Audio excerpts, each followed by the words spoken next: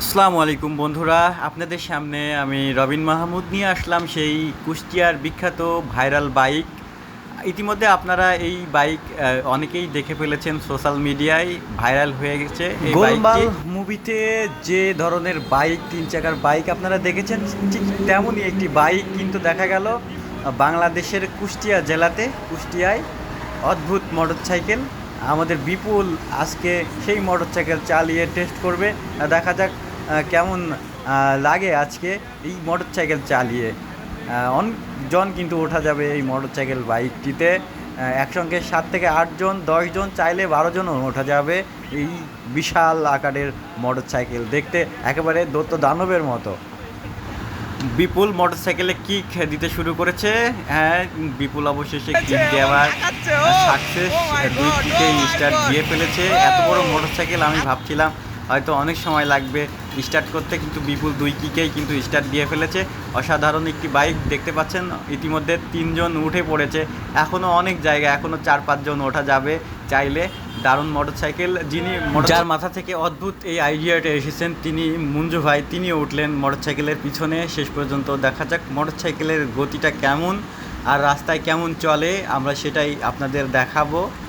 বিপুল ইতিমধ্যে কিন্তু motorcycle running করে নিয়েছে, রাস্তায় উঠবে।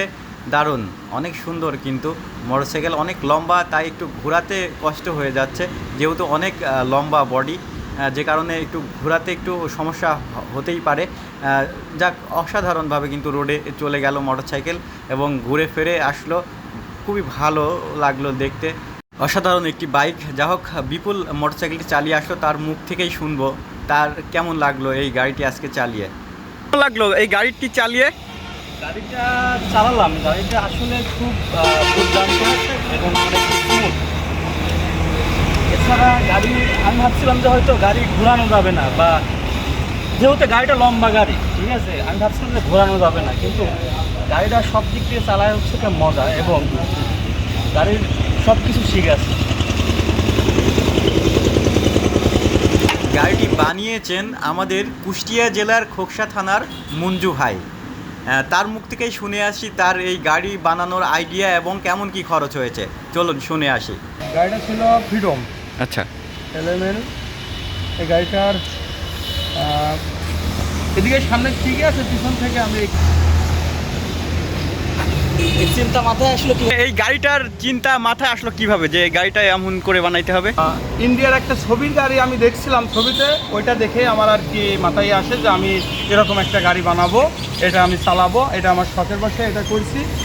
এর ভিতরে আমার একটা চ্যানেল আছে, আমি ইউটিউবে আর এ মঞ্জু আর এমডি মঞ্জু পেজ আছে ফেসবুকে।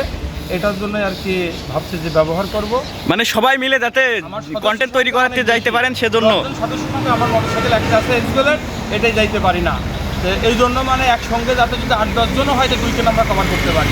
আচ্ছা, 5 থেকে 6 জন হলে এক গাড়িতে। গাড়িটি বানাইতে খরচ কেমন লাগছে? খরচের এখনো হিসাব হয় না, তাও আনুমানিক 80,000 টাকা মতন আর কি। আচ্ছা, একেবারে দেখেন 70 থেকে 80,000 টাকা তার মুখেই শুনলেন এই গাড়িটি তৈরি করেছে।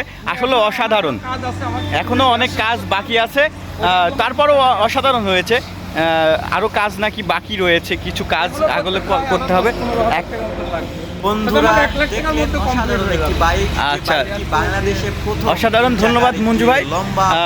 সবাই ইতিমধ্যে গাড়িটি কিন্তু ভাইরাল হয়ে গেছে, তো আপনারা দেখতে পাচ্ছেন। তো সবাই ভালো থাকবেন, সুস্থ থাকবেন।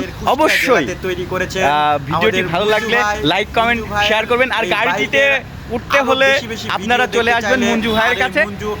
আর মঞ্জু, তার কিন্তু একটা ফেসবুক এবং ইউটিউব চ্যানেল রয়েছে, আমি মেনশন করে দিব, আপনারা তাকে একটু ফলো এবং তার ভালোবাসা দিয়ে।